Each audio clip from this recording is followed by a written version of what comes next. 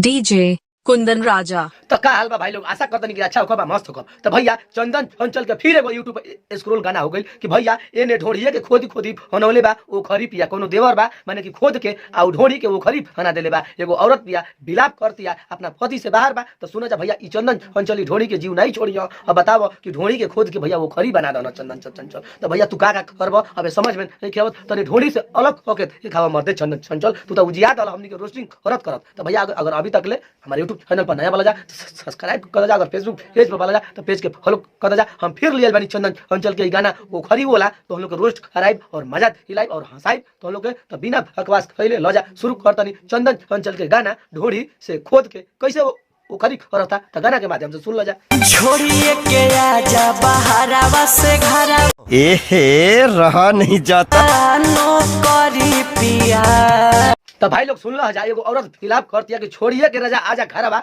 नौकरी पिया। अब काहे हलावतिया घरे खुद गाना के माध्यम से चंदन चंचल होतई बस हम तो उनका स्वर पर जौन स्वर में गावत ना ओकरा पर हम रोस्टिंग करतनी। उ काहे बाहरा से घरे हलावतिया औरत तो खुद गाना के माध्यम से चंदन चंचल होतई। तो जना सुनो जा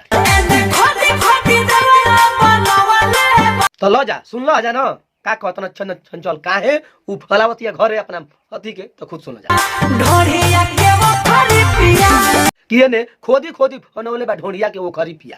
बताओ अब वो गरजू बिया पलावती अपन पति के कियाव न त खोद के वो खरी खद देले बा। तो भैया खाता ना ही माने कि गाना ई जाई अगर मार्केट में तो का कही आ भेज हेले बा ना। अब सब सुन के लजते होत हुई। तो आगे इनका गाना के सुनो जा आगे कहां मॉडल एता कैसे वो खरी ले गाड़ा होता पोखरा होता। तो खुद सुन लो जा हमारा पयापन चलावे चलती। अच्छा देख लो जा भैया का कहती है बेचारी के हमारा पर आपन चलावे चलती। अब भैया बेचारा बाहर बा अभी देवर बा। अब बताओ कि अपन राज छला बता अपन दबंगई छला बता आ जाके ढोड़ी के खोद खोद के वो करी बना देले बा। अब बताओ जा का कहत जा तो जाना। अब आगे कई बेचारी फिलाप में का आवते खुद सुन जा जाने बुझी राजा करेला गलती।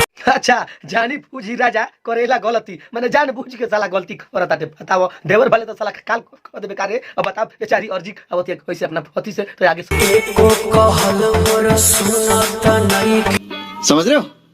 अब ना सहब हम इंसल्टी।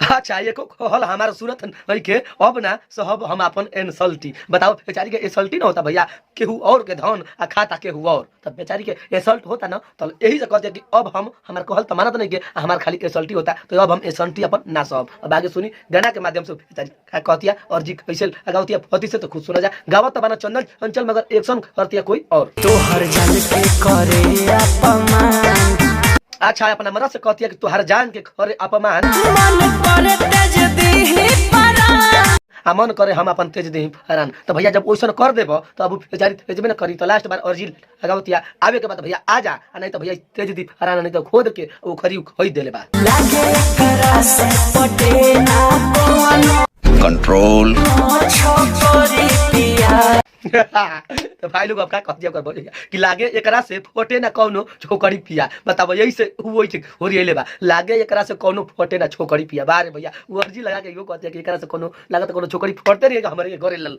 आगल। बता आगे सुनो का कह दिया खोदी खोदी दवला बनवाले बा ढोढ़िया के वो खरी पिया। अच्छा एने खोदी खोदी देवरा बनैले बा ढोढ़िए के वो खरी पिया।